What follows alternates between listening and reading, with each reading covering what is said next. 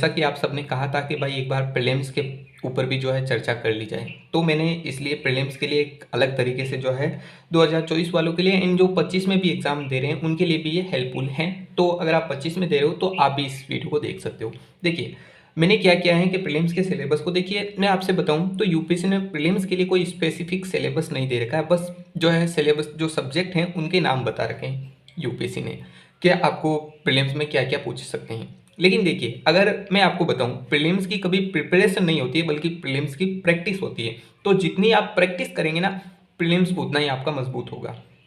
क्योंकि देखिए जो आपको मेंस का सिलेबस है अगर वो अच्छे से पता है, क्योंकि जब मैंने ये वीडियोस बनाई तब आप लोगों ने कहा कि प्रीलिम्स का सिलेबस बता दीजिए, तो आपको मैं कहना चाहूँगा कि आपको इन सब्जेक्ट की पूरी जानकारी के लिए आपको ये वीडियोस देखने होंगे।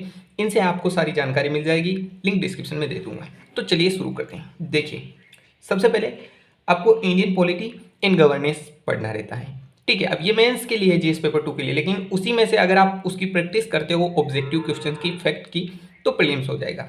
फिर आपको हिस्ट्री में आगे क्या पढ़ना है उस पर भी चर्चा करेंगे। फिर ज्योग्राफी में, इकोनॉमिक्स एंड सोशल डेवलपमेंट में, एनवायरमेंट में एंड जनरल साइंस में, और इसी के साथ में टेक भी आता है, ठीक है, जो टेक्नोलॉजी, ठीक है, वो वाली।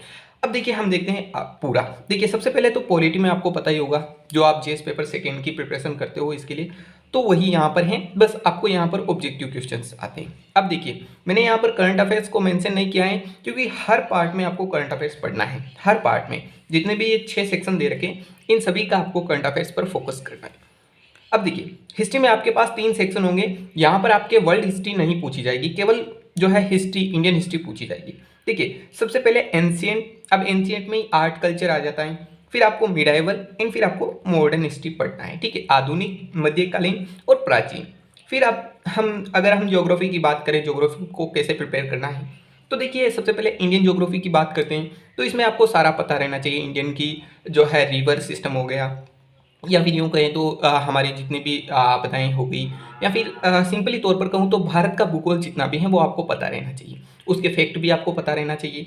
इन वर्ल्ड में बात करें तो वर्ल्ड में आपको क्या पता रहना चाहिए, जितने भी अब हमारे वर्ल्ड में पर लोकेशन हैं आपको वो सारी लोकेशन पता रहनी चाहिए।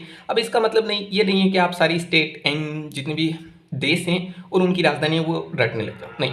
आपको वर्ल्ड मैप में क्या करना है, वो सारी चीज़ें याद करनी है या फिर समझनी है जो यूपीएससी ने या तो पूछी है, या फिर ऐसी चीज़ें हैं जो जैसे कि आप देखेंगे, जैसे कि बाल्टिक में 3 देश हो गए, एंड कैसे यूँ कहें तो काकसस में 3 देश हो गए। तो इसी प्रकार से जो ये कंट्रीज़ हैं जो गुच्छों के रूप में हैं, तो वो कंट्रीज़ आपको यूपीएससी पूछ सकती है।